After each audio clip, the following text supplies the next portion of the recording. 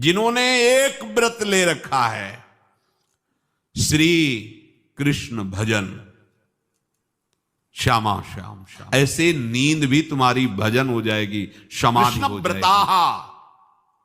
एक व्रत की चर्चा कर रहे हैं भीष्म जी अंतिम समय। कौन सा व्रत? कृष्ण व्रताः, अखंड भजन। आप कुछ भी जीवन में हो जाए, अपने प्रभु का नाम नहीं छूटने देंगे, कुछ भी हो जाए। कमर कशो, सामर्थ्य है आप में। प्रभु ने आपको आध्यात्मिक शक्ति से युक्त मनुष्य शरीर दिया है। ये साधन धाम मोक्ष कर द्वारा पाई न जे परलोक संभारा, मिला ही है। इसीलिए ये जो बातें बनाते हैं लोग, हमसे भजन नहीं, भजन में मन नहीं लगता, ऐसा वैसा, ये आप भोगों में सुख मानकर, स्नेह संबंधियों में सुख मानकर ऐसा बोल रहे हो। आप में पूरी सामर्थ्य है भगवत प्राप्ति करने के लिए। चाहे जो जहां भी जन्मा हो, मनुष्य शरीर पूर्ण भगवत प्राप्ति के लिए युक्त है, उसमें कोई कमी नहीं है। सब में भगवान ने वो ज्ञान शक्ति दी है।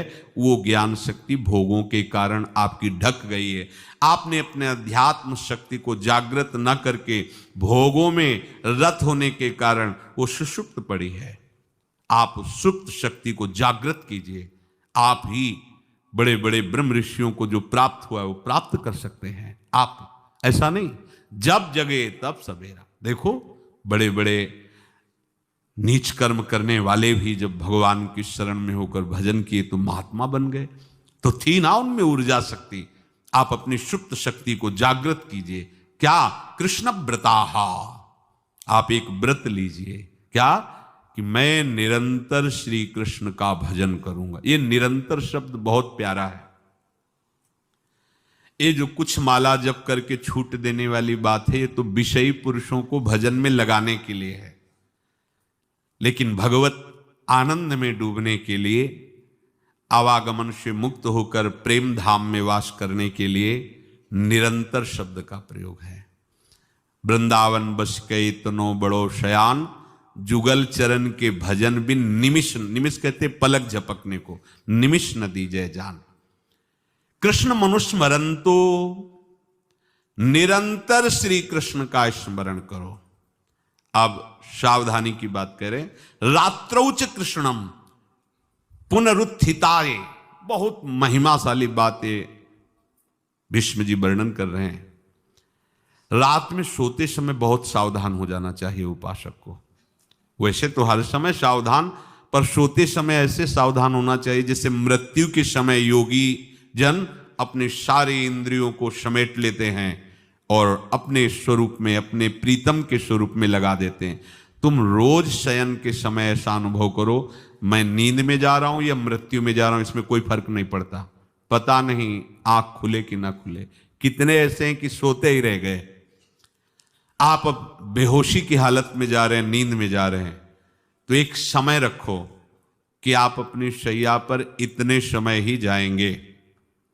एक नियत समय रखो। हमने देखा है साधुकों का एक समय होता है कि 10 बजे हमें लेट जाना है, सोना नहीं, लेट जाना है, और लेटे हुए भगवत चिंतन करना। अब जब सो गए तो सो गए, नहीं सो गए तो उसमें हमें टेंशन नहीं लेना।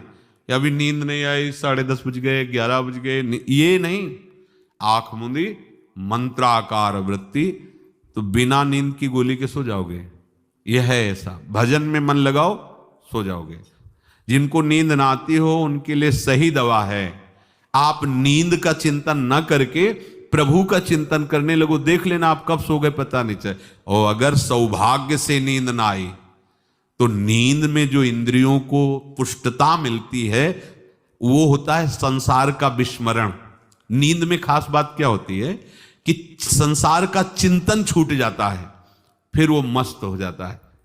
उसमें जो ऊर्जा शक्ति वो जागृत होती। संसार के चिंतन से ऊर्जा शक्ति नष्ट होती, तो 4 घंटे 5 घंटे संसार के चिंतन से रहित पड़ा रहा सुषुप्ति में, तो उसे ऊर्जा शक्ति फिर आ गई। और अगर 4-5 घंटे आप प्रभु के चिंतन में रहे तो संसार का चिंतन छूटा, आनंद सिंधु का चिंतन हुआ। तो ये नहीं होगा कि आज रात्रि सोया नहीं तो बहुत टेंशन है, परेशानी, ऐसा नहीं होगा। ये बहुत सावधानी की बात। प्रायः इस सावधानी में नहीं रहा जाता। बचपन से सदगुरुदेव भगवान ने यही शिक्षा दी थी, गुरु कृपा से ऐसे उपदेश मिले थे। सोते समय कोई वार्ता नहीं, कोई अन्य चिंतन नहीं, चुपचाप अपने मन को हटाकर केवल इष्टमय करो। कब नींद आ जाती है इसकी चिंता मत करो, इष्टाकार वृत्ति करके ही सोना चाहिए। तो आगे जो लिखा है पुनरुत्थिताय, जब उठो तब वैसी वृत्ति, तो कुछ दिन बाद स्वाभाविक हो जाएगी, स्वाभाविक हो। अपने तो इतना तक देखा है कि जैसे आधा पद में होश रहा और निद्रा आ गई, तो जब चेतना आई तो उसी पंक्ति से, जहां से होश गायब हुआ था, उसी पंक्ति से जागरण प्रारंभ हुआ। ऐसा ही जब ऑपरेशन के समय बेहोश किया गया था तो उनसे कहा था हमें बता देना कुछ मिनट पे, तो उनका हाँ लगाने वाले इंजेक्शन और कुछ ही सेकंड में इसका असर, बस। तो जो पद चलाया था, जब होश आया था तो वही पद चल रहा था, मतलब बेहोशी में वो पद अपना अधिकार किए हुए था। ऐसे नींद भी तुम्हारी भजन हो जाएगी, समाधि हो जाएगी, यदि आप सोते समय प्रभु का चिंतन करेंगे। बहुत ही सावधानी की बात है, यदि इस जन्म में परम लाभ लेना चाहते हो तो इस श्लोक को अपना जीवन बनाओ। कृष्णव्रताः, हमारा जीवन का एक ही व्रत है कि हम अपने